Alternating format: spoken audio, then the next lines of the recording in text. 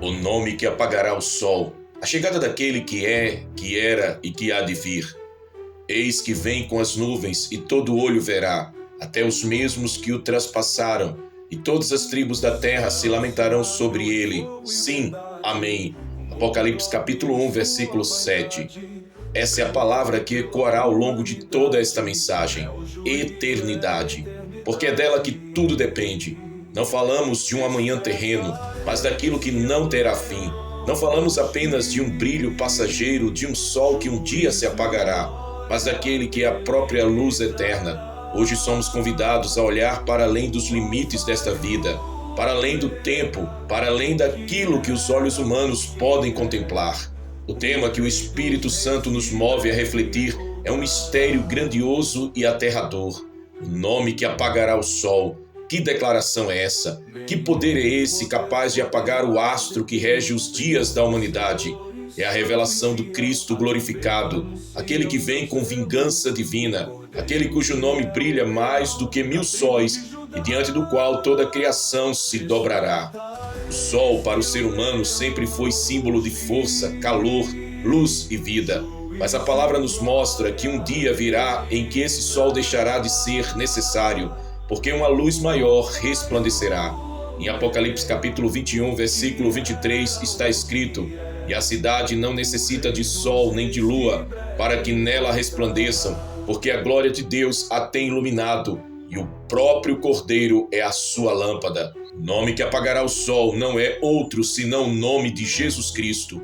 Ele é a lâmpada da Nova Jerusalém. O brilho do seu rosto supera qualquer estrela. Sua presença é luz, vida e glória. Quando o Filho do Homem voltar, não haverá mais espaço para astros governarem o tempo. O próprio Cristo será a luz eterna. E aqui está o primeiro chamado. Estamos preparados para viver sem a luz do sol, mas totalmente dependentes da luz do Cordeiro? Este é o convite da fé verdadeira: deixar de depender das coisas temporais e começar a depender daquele que é eterno. A chegada daquele que é, que era e que há de vir. Esse título pertence apenas ao Alfa e o Ômega, o primeiro e o último, o princípio e o fim. Ele é eterno, imutável e absoluto. O apóstolo João ouviu essa declaração no Apocalipse, capítulo 1, versículo 8. "Eu sou o Alfa e o Ômega, o princípio e o fim, diz o Senhor, que é, que era e que há de vir, o Todo-Poderoso." Perceba o poder dessas palavras. Ele é. Não existe um foi apenas, nem um será somente. Ele é agora mesmo. O tempo humano não limita o Deus eterno. Enquanto nós estamos presos às horas, Ele governa a história. Enquanto o mundo corre em direção ao caos, Ele já está assentado no trono com o cetro em suas mãos. Quando essa chegada acontecer, não será como um cordeiro manso sendo conduzido ao matadouro, mas como o leão da tribo de Judá, rugindo sobre as nações. Será a vingança divina contra a injustiça, contra a iniquidade, contra os que zombaram de seu nome. E aqui entra um alerta profundo. Quando Cristo voltar, não haverá mais tempo para arrependimento. Hoje é o tempo da graça, hoje é o tempo da oportunidade, hoje é o tempo em que podemos ouvir a voz do Espírito e abrir o coração. Se ouvirdes hoje a sua voz, não endureçais os vossos corações. Hebreus capítulo 3, versículo 15. Quantos ainda têm ouvidos para ouvir? Vivemos dias em que muitos têm ouvidos apenas para as novidades, para filosofias humanas, para promessas vazias. Mas a mensagem final é esta: quem tiver ouvidos, ouça o que o Espírito diz à igreja. Não é uma mensagem de conforto terreno, mas de alerta eterno. Não é um convite para acumular riquezas aqui, mas para juntar tesouros no céu. Não é uma palavra para massagear egos, mas para quebrantar corações. Jesus nos lembra em Mateus capítulo 24, versículo 35: "O céu e a terra passarão, mas as minhas palavras não hão de passar." Se tudo o que temos vai passar, por que estamos tão apegados a este mundo? Aqui não é a nossa morada, aqui é apenas o campo acadêmico da eternidade, o treinamento da fé, o lugar onde somos provados, refinados, forjados como ouro no fogo. E é exatamente por isso que somos odiados. Jesus disse em João capítulo 15, versículo 19: "Se vós fosseis do mundo, o mundo amaria o que era seu. Mas porque não sois do mundo, antes eu vos escolhi do mundo, por isso é que o mundo vos odeia." Somos odiados porque servimos ao Rei dos Reis. Somos rejeitados porque não falamos a linguagem deste século, mas a linguagem da eternidade. Somos perseguidos porque nossa esperança não está aqui. E aqui se levanta uma pergunta: será que você está pronto para perder tudo aqui e ganhar tudo na eternidade? É preciso compreender algo. A volta de Cristo é ao mesmo tempo um ato supremo de amor e um ato supremo de juízo. Para os que o aguardam, será o encontro do noivo com a noiva, será a plenitude da promessa, a entrada no lar celestial. Mas para os que rejeitaram, será o dia da ira, o dia da justiça, o dia em que não haverá mais desculpas. Apocalipse capítulo 19, versículos 11 e 12 descreve essa cena. E vi o céu aberto, e eis um cavalo branco, e o que estava sentado sobre ele chama-se Fiel e Verdadeiro, e julga e peleja com justiça. E os seus olhos eram como chama de fogo, olhos de fogo que revelam o coração de cada um. Nada ficará oculto, nenhuma mentira permanecerá de pé, nenhum disfarce religioso resistirá ao brilho desse olhar. A vingança divina não é fruto de ódio humano, mas da santidade de Deus, que não tolera a injustiça. Ele é paciente, ele é amoroso, ele é misericordioso, mas também é justo. E se o justo juiz não punisse o pecado, ele deixaria de ser justo. Por isso, o mesmo Cristo que abraça hoje é o Cristo que julgará amanhã. O mesmo que chama com amor hoje, chamará com espada na boca naquele dia. A preparação da noiva em meio ao campo de batalha. Estamos em um campo acadêmico. Este mundo não é o nosso lar, é a sala de aula da eternidade. Aqui somos ensinados, moldados e confrontados.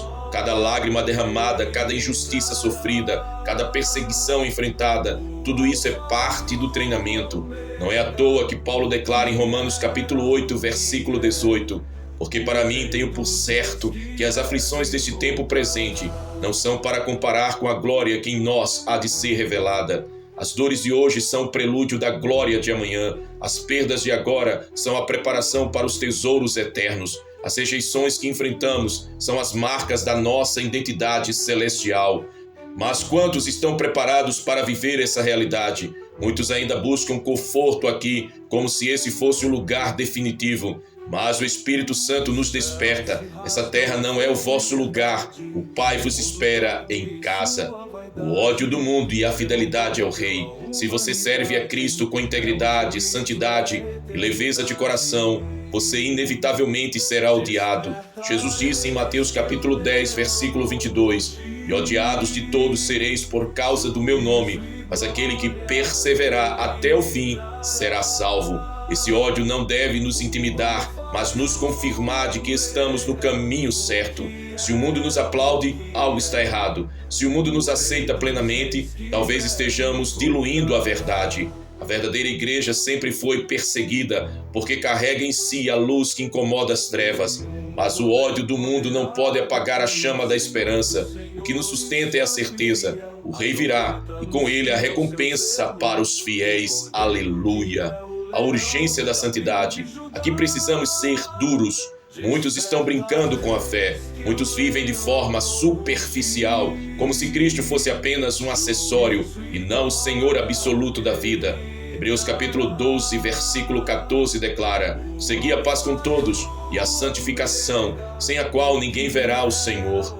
Ninguém verá o Senhor sem santidade. Isso significa que não é opcional, não é detalhe, não é luxo espiritual, é exigência, é condição, é marca do verdadeiro discípulo. Hoje vemos uma geração que relativiza tudo. O pecado virou fraqueza, a imoralidade virou liberdade, a rebeldia virou opinião. Mas diante do Deus eterno não há relativismo. A verdade é absoluta, imutável e inegociável. Por isso é hora de perguntar com sinceridade: você tem vivido de forma santa diante de Deus? Se Cristo voltasse hoje, encontraria em você um coração separado, puro e fiel?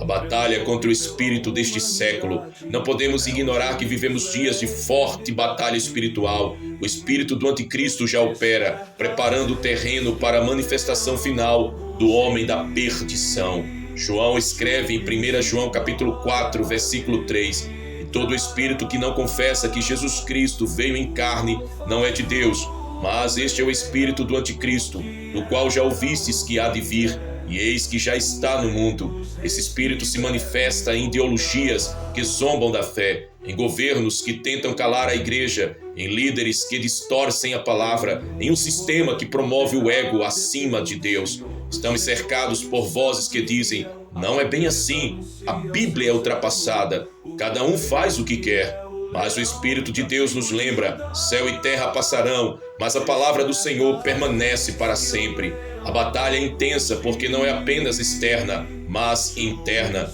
Muitos dentro da própria igreja têm cedido, tornando-se mornos, acomodados e misturados com o mundo. E a pergunta ecoa como espada de dois gumes: você será contado entre os que permanecem firmes ou entre os que se rendem ao espírito deste século? O despertar dos que dormem. Paulo escreve em Efésios capítulo 5, versículo 14: desperta, tu que dormes, e levanta-te dentre os mortos, e Cristo te esclarecerá. Muitos estão dormindo espiritualmente, estão ativos na vida social, nas redes, nos negócios, mas mortos em sensibilidade espiritual. Estão cheios de informação, mas vazios de revelação. Estão cercados de vozes humanas, mas surdos à voz do Espírito. A última mensagem aos que têm ouvidos é justamente essa: despertem, não durmam diante do relógio profético, não se enganem achando que o tempo está distante. Os sinais estão por toda parte: guerras, rumores de guerras, amor se esfriando, apostasia crescendo. Quem tem ouvidos para ouvir, ouça. O relógio de Deus não atrasa, o rei já está às portas. O convite é o amor ardente. Se até aqui fomos duros em alerta, agora precisamos lembrar: a volta de Cristo também é o encontro mais esperado da história da humanidade. É o reencontro do pai com os filhos, do noivo com a noiva. João capítulo 14, versículos 2 e 3 ecoa como música eterna: na casa de meu pai há muitas moradas. Se não fosse assim, eu vos teria dito: vou preparar-vos lugar. E se eu for e vos preparar lugar, virei outra vez e vos levarei para mim mesmo, para que onde eu estiver, estejais vós também. Jesus não nos abandonou, Ele não nos deixou órfãos, Ele está preparando a casa. E quando Ele vier, o braço do Pai será a recompensa final. O lar verdadeiro estará diante de nós. Não mais lágrimas, não mais dor, não mais morte. Aleluia! Aqui e agora precisamos declarar em fé: essa terra não é o meu lugar. Meu lugar é no lar celestial, junto ao Pai, de braços abertos para me receber. Os sinais, o juízo e a separação final, os sinais que apontam o fim. Jesus, em Mateus capítulo 24, não nos deixou ignorantes sobre o que viria. Ele revelou sinais claros para que sua igreja não fosse pega de surpresa. Guerras, rumores de guerras, fome, pestes, terremotos, todos estes já estão diante dos nossos olhos. Mas ele disse: mas todas estas coisas são o princípio das dores. Mateus capítulo 24, versículo 8. Se este é apenas o princípio das dores, imagine o que virá. Vivemos hoje uma geração distraída que trata os sinais como coincidência, como se fossem apenas fenômenos naturais. Mas para quem tem discernimento espiritual, cada bala é um alarme de Deus chamando: preparem-se, eu estou voltando. E aqui vem a pergunta confrontadora: você tem discernido os tempos ou está vivendo como se nada estivesse acontecendo? O juízo inadiável. O nome que apagará o sol é também o nome que trará o juízo. Hoje muitos se levantam contra a justiça divina dizendo: se Deus é amor, por que ele julgaria?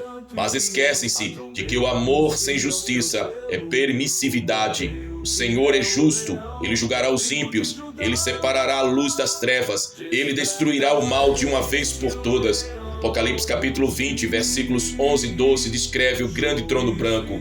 E vi um grande trono branco, e o que estava sentado sobre ele, de cuja presença fugiu a terra e o céu, e não se achou lugar para eles. E vi os mortos, grandes e pequenos, que estavam diante de Deus, e abriram-se os livros, e abriu-se outro livro, que é o da vida.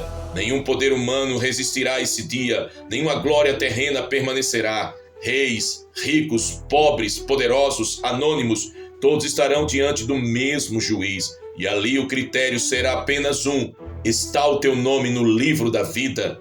O dia da separação. Jesus foi claro em Mateus capítulo 25, versículos 31 e 32. E quando o Filho do Homem vier em sua glória, e todos os santos anjos com ele, então se assentará no trono da sua glória, e todas as nações serão reunidas diante dele, e apartará uns dos outros, como o pastor aparta dos bodes as ovelhas. Não haverá meio termo, não haverá zona cinzenta, não haverá negociação, ou estaremos entre as ovelhas, recebendo o convite: vinde, benditos de meu Pai, possuí por herança o reino que vos está preparado desde a fundação do mundo. Mateus capítulo 25, versículo 34. Ouviremos a sentença terrível: apartai-vos de mim, malditos, para o fogo eterno, preparado para o diabo e seus anjos. Mateus capítulo 25, versículo 41. E aqui está um chamado à reflexão: em qual lado você estará? Hoje é o tempo de escolher, hoje é o tempo de se alinhar com o Cordeiro.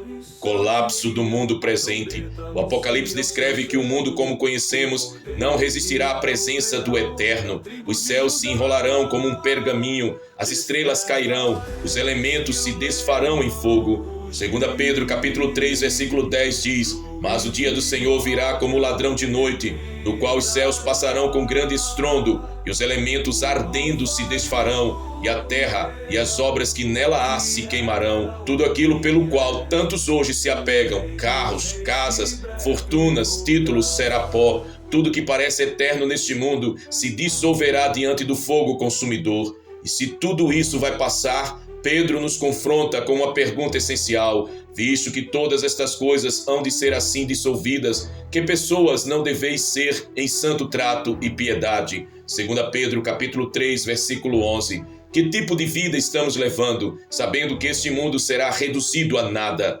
O triunfo da noiva. Se o juízo é aterrador para os ímpios, para a noiva é o dia da maior vitória, é o dia do casamento eterno, do banquete das bodas do Cordeiro. Apocalipse capítulo 19, versículos 7 e 8 declara: regozijemo-nos e alegremo-nos, demos-lhe glória, porque vindas são as bodas do Cordeiro, e já a sua esposa se aprontou, e foi-lhe dado que se vestisse de linho fino, puro e resplandecente, porque o linho fino são as justiças dos santos.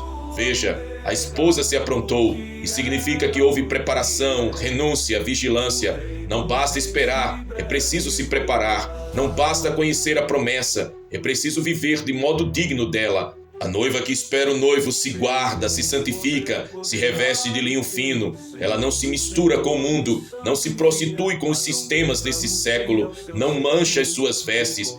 Quando o noivo vier, ela estará pronta, resplandecente, adornada para o encontro. O nome que é a luz eterna. No dia em que Cristo vier, o sol perderá a sua glória. O Apocalipse diz que não precisamos mais de luz solar, porque o Cordeiro será a lâmpada da nova Jerusalém. Apocalipse capítulo 22, versículo 5. E ali não haverá mais noite, e não necessitarão de lâmpada nem de luz do sol, porque o Senhor Deus os alumia, e reinarão para todo sempre. Esse é o destino da noiva, reinar para sempre com o Cordeiro. Aqui enfrentamos dor, enfermidade, perseguição, mas lá haverá luz eterna, alegria sem fim, amor sem limites. Aqui somos estrangeiros, lá seremos filhos no lar eterno. Chegamos a um ponto em que não dá mais para brincar de fé, não dá mais para viver uma vida dividida entre o mundo e Cristo, não dá mais para pensar que podemos deixar para depois. Hoje, diante desta palavra, o Espírito te pergunta: em que lado você estará no dia da separação? O seu nome está no livro da vida? As suas vestes estão lavadas no sangue do Cordeiro? Não adie a decisão, não endureça o coração. O tempo é agora, a hora é esta, o Rei já está às portas. Fechamento épico, a última mensagem aos que têm ouvidos. Esta pode ser a última mensagem que muitos ouvirão. Talvez o amanhã não chegue, talvez a oportunidade não se repita. Por isso o Espírito brada: quem tem ouvidos, ouça. Não ouça como quem ouve uma palestra, mas como quem recebe uma convocação de vida ou morte. Não ouça como quem acumula mais uma informação, mas como quem recebe a chave da eternidade. Hoje é o dia de abrir o coração, de abandonar o pecado, de rasgar o coração diante de Deus. Apocalipse capítulo 22, versículo 12, traz a voz do próprio Cristo. E eis que cedo venho, e o meu galardão está comigo, para dar a cada um segundo a sua obra. Cedo venho. Essas palavras ecoam como trovão no coração da igreja. Não é um talvez, não é um dia distante. É cedo, é breve, é iminente. o choque da verdade. Muitos querem mensagens suaves, mas a verdade não pode ser diluída. A Bíblia não nos chama para uma vida de conveniência, mas para uma vida de renúncia. Jesus não prometeu aplausos, prometeu cruz. Ele não prometeu fama, prometeu perseguição. Ele não prometeu facilidade, mas garantiu vitória eterna para os que perseverarem até o fim. Lucas capítulo 9, versículo 23. Se alguém quer vir após mim, negue-se a si mesmo e tome cada dia a sua cruz e siga-me. Essa é a verdade dura e gloriosa. Sem cruz não há coroa, sem renúncia não há eternidade, sem sangue não há vitória. O abraço do Pai. Mas no meio do peso da cruz há uma promessa doce. O Pai nos espera em casa. A cada passo doloroso ele sussurra: não parem, filhos, a casa já está pronta. A cada lágrima derramada ele lembra: no meu lar não haverá mais choro. A cada ferida aberta pelo ódio do mundo ele garante: no meu reino não haverá mais dor. Apocalipse capítulo 21, versículo 4. E Deus limpará de seus olhos toda lágrima, e não haverá mais morte, nem pranto, nem clamor, nem dor, porque já as primeiras coisas são passadas. O sol deste mundo se apagará, mas a luz eterna brilhará para sempre. As sombras deste tempo serão dissipadas, mas a glória de Cristo iluminará a nova criação. O tempo passará, mas a eternidade nos envolverá para sempre. O clamor da noiva. O Espírito e a noiva dizem: vem. Esse é o clamor da igreja verdadeira, do coração apaixonado que não aguenta mais viver distante do noivo. O mundo pode oferecer prazeres, mas nada se compara à glória do encontro com Jesus. Apocalipse capítulo 22, versículo 17. E o Espírito e a esposa dizem: vem. E quem ouve diga: vem. A noiva adornada clama, o Espírito confirma, e os que têm ouvidos devem responder: vem, Senhor Jesus. E agora eu te pergunto, diante de tudo que foi dito, você está pronto? Se a trombeta soasse hoje, você subiria ou ficaria? Se o nome que apagará o sol resplandecesse agora, você estaria entre os que se alegrarão ou entre os que lamentarão? Não responda com pressa, responda com a alma, responda diante de Deus, porque esta pode ser a última mensagem aos que têm ouvidos. A eternidade não espera, a volta de Cristo é certa e o tempo é agora. Chegamos ao fim desta mensagem, mas não ao fim da história. O céu aguarda, o rei virá, o nome que apagará o sol se manifestará em poder e glória. E nós, como soldados do Cordeiro, declaramos em alta voz: esta terra não é o nosso lar. Nosso coração pertence ao reino eterno. Nossa esperança está em Jesus, aquele que é, que era e que há de vir. E diante de todos os desafios, dores e perseguições, proclamamos com fé: nada nos separará do amor de Cristo, nem a morte, nem a vida, nem anjos, nem principados, nem potestades, nem o presente, nem o futuro, nem altura, nem profundidade, nem qualquer outra criatura, porque somos do noivo, somos da eternidade, somos filhos da luz que jamais se apagará. Que esta mensagem seja como flecha no coração, despertando, quebrantando e incendiando, que cada vida aqui decida firmemente: eu não sou deste mundo, eu sou do céu. Que cada coração declare com lágrimas de amor: eu espero o meu noivo, eu anseio pelo meu lar eterno. E que a paz de Cristo, que excede todo entendimento, guarde a sua vida até o grande dia, e que quando o sol se apagar, você esteja brilhando na luz do Cordeiro para todo sempre. Amém. Maranata, ora vem, Senhor Jesus. Meu amado irmão, minha preciosa irmã, se esta mensagem falou o seu coração, eu quero convidar a você, que de repente ainda não é inscrito aqui em nosso canal, a se inscrever agora aqui em nosso canal à volta e ativar o sino das notificações. Aqui nós estamos preparando juntos o caminho do Senhor, e cada mensagem é uma flecha enviada para despertar a igreja e aquecer o coração dos que esperam a vinda de Cristo. E eu quero lançar uma pergunta impactante para você refletir e deixar a sua resposta nos comentários. Você está preparado para encontrar o Senhor face a face? Ou ainda tem áreas da sua vida que precisam ser colocadas em ordem diante dele? Se você crê que você está preparado para a volta de Jesus, declare assim nos comentários: Maranata, ora vem, Senhor Jesus. E se você sente que ainda não está preparado, eu convido você a fazer uma oração simples e entrega. Diga assim: Senhor, eu entrego a minha vida em tuas mãos e creio que Jesus Cristo morreu na cruz para salvar a mim, um miserável pecador. Me recebe em teu reino de amor, escreve o meu nome no livro da vida e faz de mim uma nova criatura em Cristo. Em nome de Jesus, amém. Deixe seu comentário, porque eu creio que Deus vai usar os testemunhos e as reflexões aqui para edificar muitas vidas. E agora eu declaro sobre você, sua casa e sua família bênção apostólica. A graça do Senhor Jesus Cristo, o amor de Deus o Pai e a comunhão do Espírito Santo estejam com todos vós, hoje e para sempre. Amém. Que o Senhor te fortaleça, te prepare e te guarde até o grande dia da sua vinda. Maranata, ora vem, Senhor Jesus. Que Deus te abençoe. Quando o céu fechar, o tempo da graça vai se findar.